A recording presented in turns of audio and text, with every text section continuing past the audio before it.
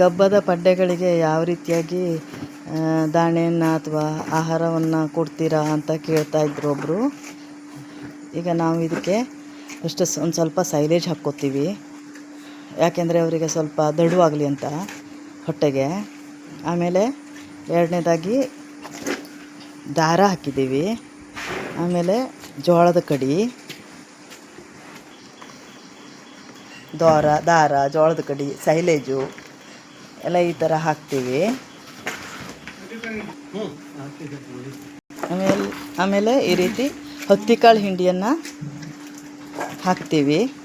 ಸ್ವಲ್ಪ ಸ್ವಲ್ಪ ಹತ್ತಿಕಾಳು ಹಾಕ್ತೀವಿ. 2 ಹೊತ್ತು ಇಷ್ಟೇ ದಾಣೆಯನ್ನು ಹಾಕ್ತೀವಿ ನಾವು. ಬೆಳಗ್ಗೆನೂ ಇಷ್ಟೇ ಪ್ರಮಾಣದಲ್ಲಿ ಈ ರೀತಿ ಹತ್ತಿಕಾಳು ಹಿಂಡಿ, ದಾರ, ಹತ್ತಿಕಾಳು, ಜೋಳದ ಕಡಿ, ಆಮೇಲೆ ಒಂದಿಷ್ಟು ಸೈಲೇಜು ಎಲ್ಲ ಹಾಕಿ ಬೆಳಗ್ಗೆನೂ ಕೊಡ್ತೀವಿ, ಆಮೇಲೆ ಮಧ್ಯಾಹ್ನನೂ ಕೊಡ್ತೀವಿ. 2 ಹೊತ್ತು ಕೂಡ ಕೊಡ್ತೀವಿ.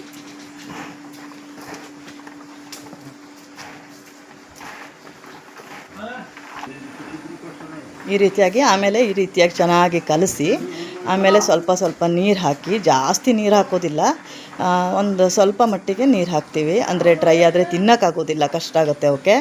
ಹಾಗಾಗಿ ಸ್ವಲ್ಪ ಸ್ವಲ್ಪ ನೀರು ಹಾಕಿ ಕೊಡ್ತೀವಿ. ಆಮೇಲೆ ಇದು ಕೊಟ್ಟ ನಂತರ ನೀರು ಕೊಡ್ತೀವಿ, ಹೊಟ್ಟೆ ತುಂಬ ನೀರು ಕೊಡ್ತೀವಿ. ದಾಣೆ ತಿಂದಾದ ಕೂಡಲೇ ನೀರು ಕೊಡ್ತೀವಿ. ಎಲ್ಲ ದನಗಳಿಗೂ ಕೊಡ್ತೀವಿ. ಇವಕ್ಕೂ ಗಬ್ಬದವರಿಗೆ ಅಥವಾ ಗಬ್ಬದವರಿಗೂ ಮತ್ತು ದೊಡ್ಡ ದನಗಳಿಗೂ ಕೂಡ ಕೊಡ್ತೀವಿ. ಮಕ್ಕಳಿಗೂ ಕೂಡ ಈ ರೀತಿಯಾಗಿ ಸಣ್ಣ ಮಕ್ಕಳಿಗೂ ಕೂಡ ಈ ರೀತಿ ಚಿಕ್ಕ ಚಿಕ್ಕ ಪಾತ್ರೆಗಳನ್ನ ಕೊಡ್ತೀವಿ. ಅವರಿಗೂ ಕೂಡ ಇದೇ ರೀತಿ ಫುಡ್ಡನ್ನೇ ಕೊಡ್ತೀವಿ ನಾವು.